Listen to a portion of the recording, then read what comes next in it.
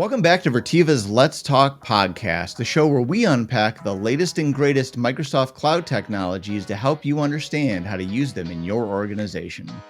It's episode 24. I'm Scott Ledwan, and today we're joined again by Chris Strong, our Microsoft practice lead, to talk about Microsoft's recent Endpoint Security Summit, the new Copilot Pages feature, which is now generally available for most organizations, and in a Let's Talk first, we're going to be talking about some Windows business hardware and our thoughts and impressions on the new Windows Surface laptop. Before we get into the news, if you can help us out by hitting those like, subscribe, and share buttons, we'd really appreciate it. We just passed 1,500 subscribers, and it would be amazing if we could hit 2,000 by the end of this year. All right, Chris. So we got a super fun episode this week. So we had originally kind of talked about reviewing the endpoint ecosystem back in September. And then we also kind of thought about, let's talk a little bit about some of that Surface laptop hardware that you and I recently got our hands on and are using on a day-to-day basis now. And then Microsoft came out with their Wave 2 announcements, and we talked about those on the show last week with Holly, or a couple weeks back, rather.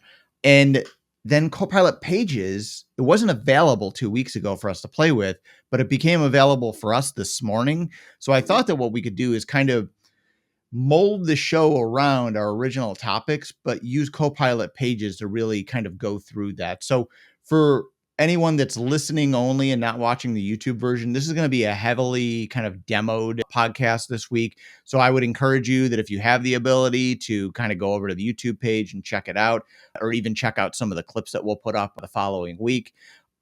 You'll just get a little bit more out of it, but we will try and do our best to explain what we're doing as we're interacting with Copilot on today's show. So the first thing that I really wanted to kind of talk about is the Copilot Pages announcement. And again, just kind of do a quick rehash of what that is. So to access Copilot Pages, you can go to Microsoft.com/Copilot as you normally would, or copilot.microsoft.com. And again, depending on how you're logging into the experience, whether you're using it personal with a Copilot Pro license or with a business license, your mileage is going to vary a little bit. We're going to be doing it from the business and the enterprise standpoint today, and you'll see that the Copilot app actually looks a bit different than we've demoed on previous shows. That's going to be a whole nother topic for the show that we do next week with Holly. But yeah, so you'll log into the Copilot experience to access the pages. You'll interact with it by just prompting it as you normally would. You'll add and refine to that. And there's going to be a new pages button that shows up at the bottom. And I'm going to kind of play the video in the background here just so you can kind of get a view of what it looks like. And as you edit in pages, is you can now invite co-collaborators to interact with that content, as we'll see here coming up on the screen here in a moment. And you can really take advantage of Microsoft Loop components now to interact with Copilot, but also interact with a larger community. So today it's just going to be me and Chris kind of interacting with some of the Security Summit stuff and some of the Surface Pro stuff back and forth. But think about having a Loop component with 6 different people in it, and you could all be interacting at the same time on different topics while also prompting Copilot on the left side of the screen here to get more information and then just adding it in. So one thing too that I want to call out as we're working through this, because it just popped up in the video, is this only works in the work context right now. So we tried it with web this morning and it wasn't working. Microsoft said that that is a planned experience coming down the road. But for right now, everything that we're going to be doing in the demos today is just mainly going to be focused on using that work tab. So kind of letting the video play out a little bit more here, just so you can kind of see how they're using it, how they're creating different kind of Loop components and assets within the Loop component. And you can see that there's multiple collaboration pieces happening in here.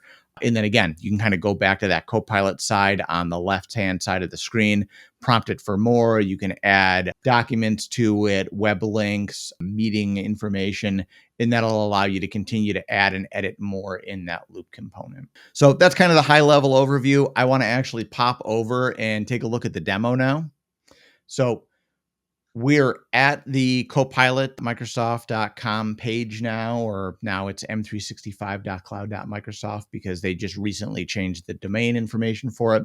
So again, you have the ability to kind of work in the work or the web context, but again, to take To take full advantage of the Pages feature, you have to be in the work context at least today. It's October 11th as we're recording this. So as you can see, the experience looks a little bit different than you may be used to. They've been changing this over the past few weeks for enterprise and more recently with consumer. But you'll get prompted by the normal kind of prompt windows that you have up here. So these are just examples to kind of get you started. What I wanted to do is to start, I'm actually going to have it reference a web page, which is that Microsoft Security Summit. And I'm going to have it kind of give me a brief summary of that page. So I'm going to type that in here real quick. We'll speed the video up and then we'll come back. All right, so we're back. I've dropped in my prompt information. I'm going to start that prompt right now. So I basically said, give me a summary of the Microsoft Security Summit using the following article. So I pointed it specifically at an article. It's giving me a high level review of what happened in that article. And now I'm going to say with the new button, edit in Pages. So when I click edit in Pages, it creates me a loop document that's not perfect, and it's definitely going to need a little bit more information, and it tells me what it did over here kind of in that bottom left-hand corner. Now, if I want to add more to it, I can by continuing to prompt. So I'm going to say, what are the safe deployment practices mentioned in the summary? And then I'm going to prompt Copilot, and it's going to add that in. So it gave me some additional kind of high-level summary information. What I'm going to do here is I'm going to click on Edit in Pages, and we're going to see if does that automatically take it in, or do I have to copy that and add it into the loop component myself? So it added it right in for me, it looks like, and it put it below the other information that I had in here.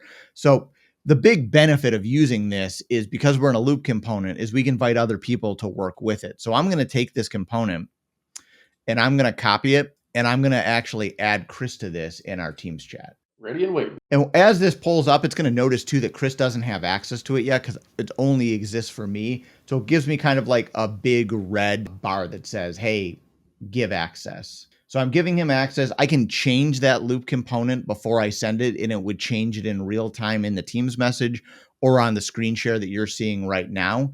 But what I'm going to do is I'm going to share this with Chris so that we can start real-time collaborating on it. So the big thing that I see that I want to change as Chris reviews the article is, hey, give me a summary of the is not a good title for the article. So I'm going to change this to Microsoft, and then I'm just going to put the date in here. I think it was on like 9/8 or something like that. Other things that we can do, and Chris, feel free to mark the document up as we're going along as well, is just adding some more kind of flavor to it. So the big thing I see is it kind of just drop that information in there, but I want to make this look a little bit prettier. So I'm going to add a divider here, and then I'm also going to add a title. I'm adding my piece here at the bottom as well. Great. So I'm adding a format here. I added a copy. I'm going to bold this. I'm actually, you know what? I'm going to change this into a heading instead. So now we have kind of a little bit more of a break.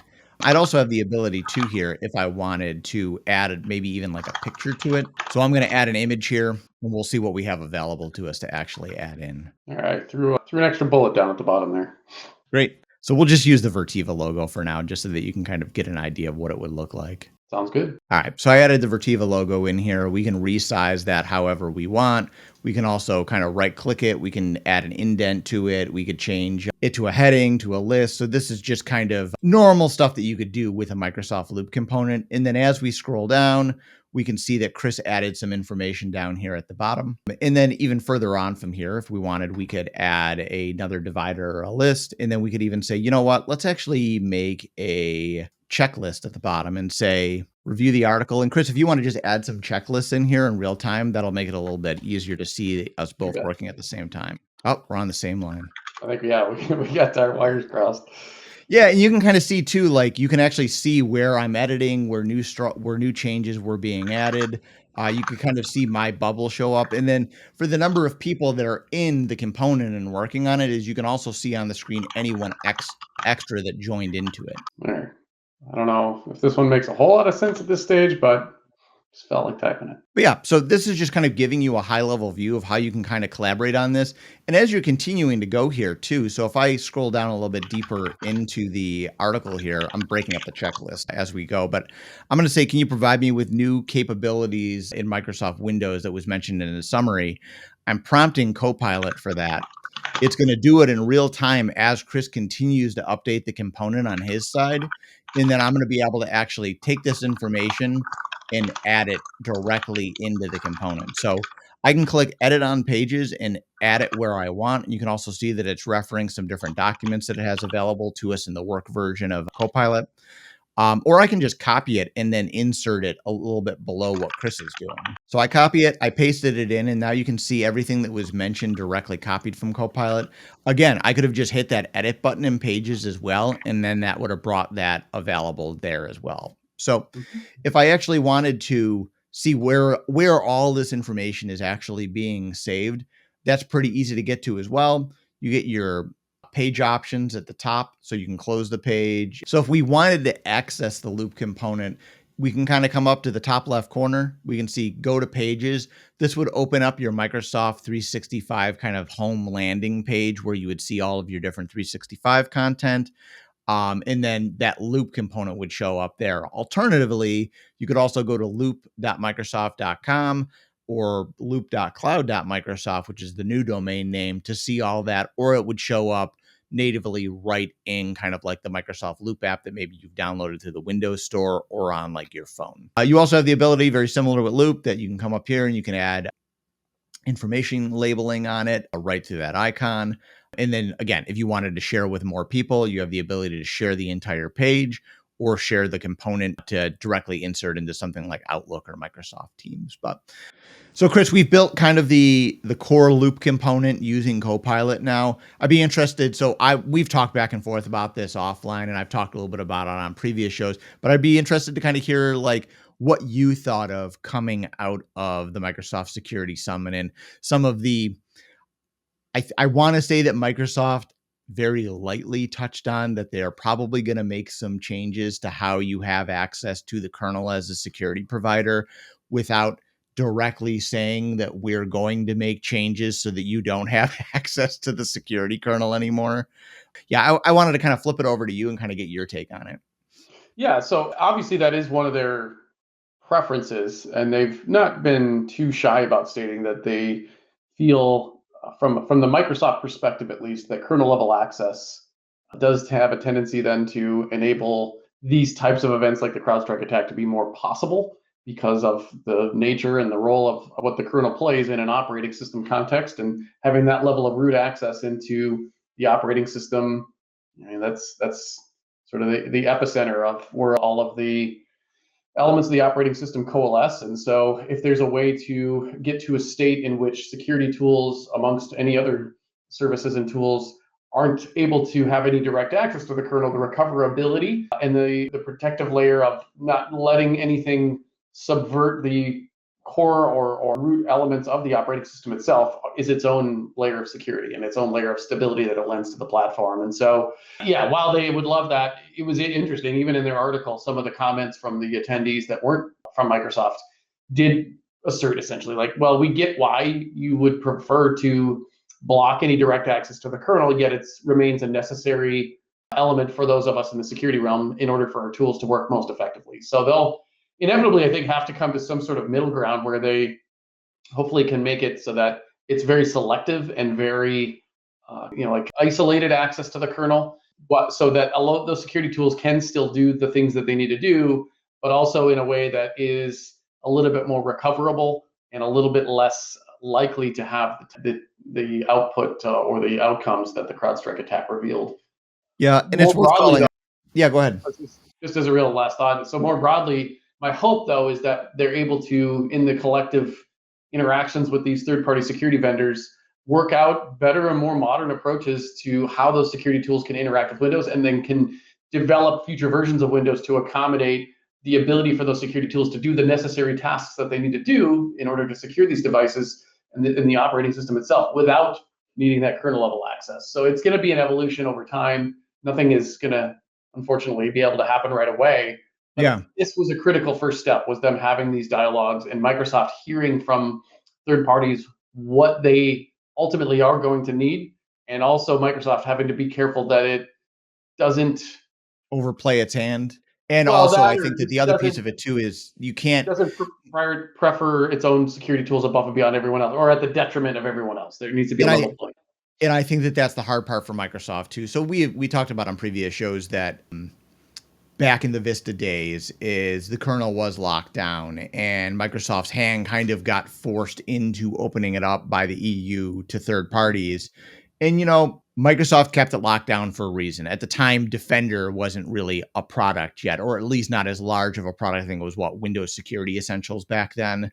But Microsoft has really grown itself in the security landscape now. And it, like you said, it would be a really unfair advantage for them to lock everybody else out that's had access to it for 15, 20 years at this point, and then say, well, we still have access because we own the operating Right. system. If you want access to it, go make your own operating system. And that's not going to happen. Though argumentatively, I would say it would be great to have another player in the operating system space, especially at the enterprise level, because we have Windows that's 80 to 90% of that right now, a little bit of Apple, a little bit of Linux. Apple, I don't think, is even really seriously in that space. Linux is more kind of back end infrastructure, but it would not That's a whole necessarily other be a bad podcast to get thing. into that whole notion. Yeah, it would not necessarily be a bad thing to see another OS out there. But I think Microsoft, especially with the announcements that came out of this was a private security summit. Only some of the players in the game right now were invited into it. Everything that was in it under NDA, aside from what Microsoft has made available. So we don't know what actually happened in that summit. We don't even know kind of like the hot takes of like, were people upset? Were people yelling in this, or just thinking that it was way overblown and that Microsoft was going to try to pull back? None of that information's come out yet, and who knows if it ever will. All we know right now is what Microsoft's given us is that they do plan to work with the different third-party security providers like CrowdStrike, Suppose, Cylance, I believe, through no BlackBerry, one, a bunch of the different ones out yeah. there. Yeah. To, make it so that in a future world, in a Windows 11 only world, so I don't think that we'll see any significant changes until probably Windows 10 slides away next year in October. But they want to make changes so that we don't see another big CrowdStrike incident that took down the airlines and hospitals and everything that happened back in July of this year. So I think that they're making good first steps towards this, but it's going to be one of those kind of time will tell. I would not be surprised at all, Chris, is if we start sitting in some of these security workshops at Ignite in a month to start hearing more about what the plans are around some of this. At the very least, if we didn't hear it at Ignite, I would expect that we're going to hear a lot more kind of at that April security conference that they've been hosting annually now for a few years. So no doubt about that. I think it'll probably be part of a larger element just deriving from all the Secure Future Initiative stuff they have going on. But yeah, I think it's pretty strong chance of that, right? Yep. All right. So next thing I wanted to talk about, we'll kind of pop back over to our Copilot window. All right. So next thing I wanted to talk about is let's start a new chat here. And I know, Chris, this has been something that you've been passionately wanting to talk about here for a bit now on the show. So Chris and I both got access to some new Microsoft Surface hardware. So primarily Virteva is a Dell shop. We do, like every other organization out there, or most of them, have like one or two people that has a Mac. But generally, we have the same footprint across all of our devices. It's the same couple of devices. We have business standards. Chris and I, because we work a little bit closer at the Microsoft and advisory level, we get a little bit of preferential treatment on being able to play around with some new hardware. Microsoft made announcements back in June this year about the Copilot Plus PCs and how they were starting to rework some of their own hardware. So Chris and I got access to the Microsoft, Chris, it's the Surface Pro Hey, we'll see 6 if you for can get it. business. Is that what it The is? Surface Laptop 6 for business. Surface Laptop 6 for business. It just rolls right off the tongue, doesn't it? So what I thought would be cool is we can talk about kind of our takes and kind of our reviews of the hardware, but let's also work that into a Copilot Pages conversation as well. So I'm going to type this up as a prompt, and we're going to use one of my favorite websites for technology reviews, especially when it comes to hardware. I use it for laptops, desktops, processors, televisions, video game consoles, like ratings.com. So we're giving them a little bit of a free plug here, but we're going to prompt ratings.com in this prompt as a website to review, and then we'll kind of look at that and build a page off of it. So we'll be right back as we do that prompt. All right, so I just entered the prompt using the website ratings.com. Give me the pros and cons of the Microsoft Surface Laptop Pro 6. Again, just rolls right off the tongue. So I'm going to turn this into a page. And then I'm going to share that page with Chris here in a moment. So I'm going to kind of scroll back up to my prompt here. I'm going to update the title on this. This is one of the things that I've been noticing so far that Copilot and Pages isn't doing as well from a context awareness as it's saying it's using like the first 3 words of my prompt rather than actually kind of intelligently recommending a better title. So I'm going to change this to Microsoft Surface Laptop 6 for Business podcast review. And Chris, were you able to get that loop component when I sent it through? So like, yeah, timeout on that, Scott. It's not allowing me to have access. I got your link, but it says access denied. So the share Okay. didn't seem to stick. So I understand what I did here is when I sent it over is I hit the enter button a tad bit too early. I didn't give it the chance to actually pop up. So I'm going to drop it back into Teams. So this is something to be aware of if you're using this in your own day-to-day, is that whenever you post a loop component, if you just send it immediately, at least in my experience, is it will just send the link, but it won't actually kind of create that dynamic component that sits in your Outlook or your Word or your Teams message. So I reloaded this. I'm giving Chris access right now. I'm sending again. Chris, you should see that popping up in Teams right now. Yep, And it's there you occurring. are. I can see you in there. So same thing as before. We can kind of go through and we can edit this loop component as we feel necessary. We can add images to it, dividers, list, tables, however we want to go in there and play with it. And then it will be available to us at the Loop homepage or through the Microsoft 365 app. But high level, we already kind of demoed this content on how to play with it. Let's just kind of talk about it, Chris. So overall, the feedback that kind of came from ratings.com was they really like the thin and light design, sturdy build, which I like. So I'm one of those nutcases that when I am playing around at like a Best Buy or a big box store with a laptop, I actually will take the laptop and try and like twist it in my hands to kind of get like that durability or rigidity feel to it to see, hey, how well is this chassis built? Am I going to accidentally put this in a bag and sit on it? And is it going to bend? And I think that we've all had that issue before, especially with some of the Speak earlier for yourself. Surface models. Yeah, but that's something that I like to do with them, and I was very pleasantly surprised when I was playing with it when I got it about 4 weeks ago that, it was really sturdy. The downside sometimes to the sturdy is it can be a little bit heavier because of how the body's built. But I wouldn't say it's too much heavier than a standard laptop. It's In interesting to my see. opinion, Yeah, go actually, ahead. coming from the Dell XPS before this, I actually find it to be significantly lighter, despite the fact that it has this all metal chassis, which I also really like. Yep. I was impressed with how, despite that, it is light, light-ish. I mean, that's always subjective, but it's certainly just in the typical scenario of throwing it around in a bag and carrying it around and all those kind of things. I find it much more practical in weight Yeah. myself. Yeah, I mean, so I think that the big thing for me, so my day-to-day personal laptop is a MacBook Pro M1 that I got, I think, like back in 2021, maybe even a little bit earlier than that. I got it right around the time that it released. And for me, the big pro is that, I think it's a 14.6-inch screen, which makes the laptop's form factor a little bit smaller and a little bit lighter, but it still is on the heavier side. For this Surface laptop, it's a little bit heavier to me just because, the screen's bigger. It's a 15-inch screen. I think that you've talked, Chris, too, about like the aspect ratio and how Yes. you prefer that. It's a 4, is it a 4:3? 3:2. So the 3:2 3:2. ratio is I vastly prefer, at least for work, when it comes to work scenarios, it's having a Yep. square, more of a square shaped screen. So the more vertical, what would be the right term, vertical viewing area rather than Yep. the bias towards a widescreen format. And I find just if you really look at the way many of us work, we need more vertical real estate than horizontal real estate. So I always like that 3:2 form factor.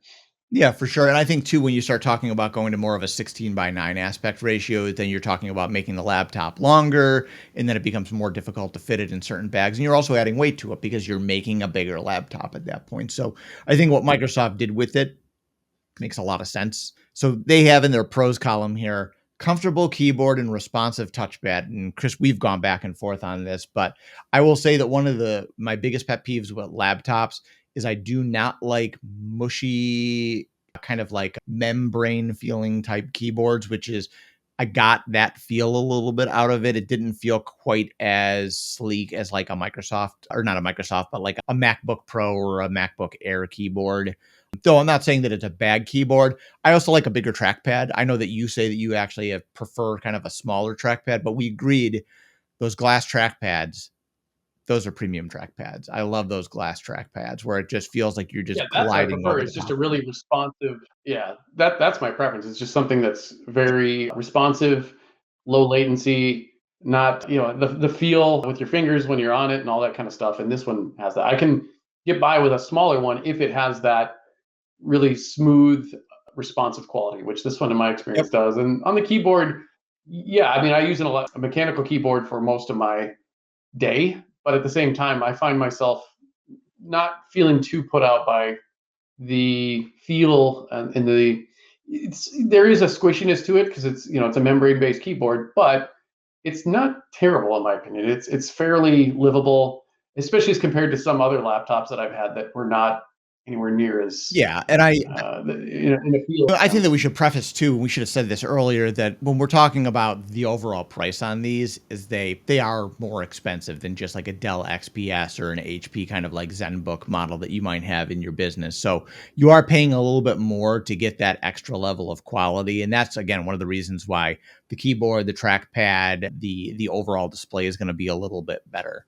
So just keep that in mind that this is a more expensive laptop. We're not recommending it for everyone, but from a recommendation standpoint, I would say that somebody on your sales team, someone that's a professional consultant at your business that is selling Microsoft products on an everyday basis, like these are good things to play around with, especially when we start talking about more of like the Copilot Plus features, which is one of the downsides because this is a slightly older version of the laptop that released. Let's see if we can actually see when that release date was. Well, it's the Yeah. business class Yeah. device. So yeah, it's not trying to be a Copilot Plus PC. It doesn't have 40 Yeah. tops.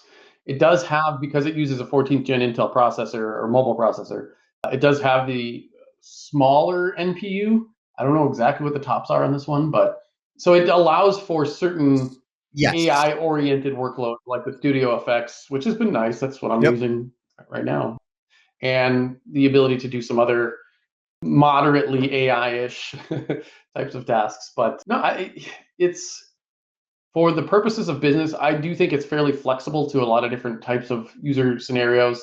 I think the screen quality is above many other laptops that I've used in just its pixels per inch and pixel density, and the luminance of the screen, the quality of the screen. It does have a glossy and Yep. non-matte That is one of my biggest surface. I complaints don't about mind. it is that the screen. So we were chatting about it. I was sitting on my patio towards the end of the summer using it, and like it was sunny outside, and the low light on the screen and the glare that was coming off of it, just, it didn't feel like the best experience. But I mean, when you're using this in a business setting, how often are you sitting on your patio or on your porch using it outside? You're generally going to be in a controlled environment where there's going to be less glare. So I think that this is, while it's a con or a negative for ratings and for us, I think that for most users is you're not really going to have to worry about that glare all that often. And yeah, just getting And kind then of back to the date that it came out. So it did come out this year, but it came out kind of right before that Copilot PC push. So this thing was probably in development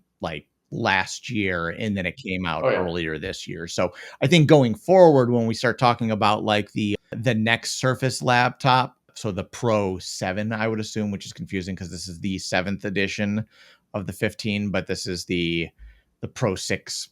I don't know how they do their names. This isn't the Pro. The Surface Pro is a different piece of hardware. So this one's just the Surface The Surface laptop line. Laptop 6. Surface Pro is a different device. They got too many devices, Chris. So the Surface Laptop 6 for business. So the 7th edition of this that'll be coming out next year, likely, or the year after, will probably have more of those Copilot Plus PC enhancements added in, such as like the more powerful NPU that'll be able to do some of like the recall features and some of the additional things that got announced back in June. Yeah, now that Intel's put out newer processors subsequent to the timeline that this device came out, yeah, I would expect by this time next year, or certainly by the fall of next year, we'll start to see more and more business class laptops include, if not ARM processors in every context, although I have a feeling there'll be some business class laptops that start to integrate the Qualcomm ARM-based processors that allow for Copilot Plus validation. But at the very least, some of the newer is it Arrowlink, I think, and or whatever the next generation of Intel's mobile processor and of AMD's processors will be that have that much more or that much closer Yep. ability to reach the 40 tops necessary for Copilot Plus PC validation or Yeah, for certification. sure. And I mean, a lot of the stuff too with the AI processors, and even Microsoft has come out recently on this, is that they are starting to actually make their own chips. I would not be surprised at all to see if Microsoft starts to kind of take the Apple strategy and they start to build their own silicon into a lot of these no Copilot Plus PCs. Though I get where you're Maybe. coming from too with the head shake too, is like Microsoft has done a very careful job over the years of not pissing off the chip making market and the OEM market, because that's how they have a lot of their relationships formed. Unlike, kind of like the Jobsian Apple era of we make our own hardware, we make our own software, we do it for a reason so that we can control the entire experience top to bottom. That is, I don't necessarily want to call that an elitist attitude, but it definitely does box out partners from being able to work with you on a lot of stuff, and not always the best look. Yeah, I think it really comes down to just practicality. They don't have their own fabs or anything, so they'll continue to partner, I think, with Intel and AMD and Yep. Qualcomm, and presumably some other processor manufacturers and processor designers over the years. And if anything, I mean, the one nuance, obviously, with the Maya processors that they're developing in cooperation with NVIDIA is those are all back end like data center type processors for AI workloads so that they can make Copilot more efficient, less power and cooling hungry. So well, not consumer, but the individual device category, my sentiment is just that I think they'll stick with the model that they have. I don't see them developing any new processors anytime soon, personally, or any in-house, I Yep. should say. Any other thoughts on the Surface laptop before we kind of end it for the segment? Just that I'm so far, from a pros and cons standpoint, favorably impressed. I do also like the camera, and obviously it's Windows Hello compliant, and so I'm using it Yeah. right now. I think the quality of the camera is decent, and just the overall day-to-day use has been very, very What's your reasonably battery solid. life been like? Yeah, so that was where I was gonna go next. Is the one downside that even these latest processors really aren't living up to is just the Yep. battery life promises. So I get about 4 hours with my workload where I'm using Outlook and Teams, the broader M365 app suite on any given sort of moment. And when I'm unplugged and working on all that stuff, I do tend to see much closer to a 3 to 4 hour lifespan before it's really getting to the bottom. That's interesting. Yeah, I typically keep mine plugged in when I'm at my desk. I do take it occasionally outside if I'm like working on the weekend or something, or catching up on emails. And the laptop seems like I feel like I get probably closer to 6 to 8 hours out of it, but it's going to be very workload dependent. And that's how it always is with any sort Right. of mobile device, whether you're using a laptop or a tablet, is if you're watching a lot of videos or doing a lot of web-based Wi-Fi or even hotspot connectivity, is it will drain the battery a little bit quicker versus if you're just kind of doing like word processing or basic web browsing. So just something to keep in mind. That and then just screen brightness. I tend to like my screen somewhat bright, so I know that's taxing on the Yep. battery as well. I'm a 50% man. I try to always keep that laptop brightness at 50%. All right. Well, this was fun. We typically don't do a whole lot of hardware review on the show, but if you like it and you want to see more of it, let us know in the comments by using our forums link or emailing us at letstalk@virteva.com, and we'd be, happy to do more of this stuff. Was a bummer though. I did read yesterday they finally killed the Surface Duo. Yeah. I mean, I think Well, they're not going to update it any farther. I don't know if you would technically define that as killing it, although it has probably a yeah, similar I effect. get the Yes, I would feeling that agree. when Panos Panay left, is they're kind of pulling out of that again. They tried to do the phone thing a second time, and I applaud them for it, because I was a huge fan of the Windows Phone when it rolled out, and it came too late, unfortunately, and they just couldn't really do enough with it. Chris, thank you again for stopping by, and thank you for Pleasure. tuning in. If there were any news announcements today that you want to dig further into, we always do our best to make sure to make those available within the show notes. Also, Chris and I are going to be at Ignite coming up here in about a month's time. So we're looking forward to kind of doing an Ignite recap podcast like I did last year from Seattle. This year we'll be doing it from Chicago. Next week, we're also going to have Holly on the show, and we're going to be breaking down some of the new features and changes that Microsoft has recently made to the business version of the Copilot app, as well as the consumer-oriented version of the Copilot app. So join us for that one in episode 25. If your organization is interested in Microsoft 365 or needs additional help implementing or managing some of those features, you can contact Virteva by emailing us at letstalk@virteva.com or by visiting our website at www.virteva.com. And if you made it this far, as always, we'd really appreciate it if you could hit those like, subscribe buttons and share the episode to help get more information out to more people. Take it easy, y'all. Have a great week. Bye. Bye.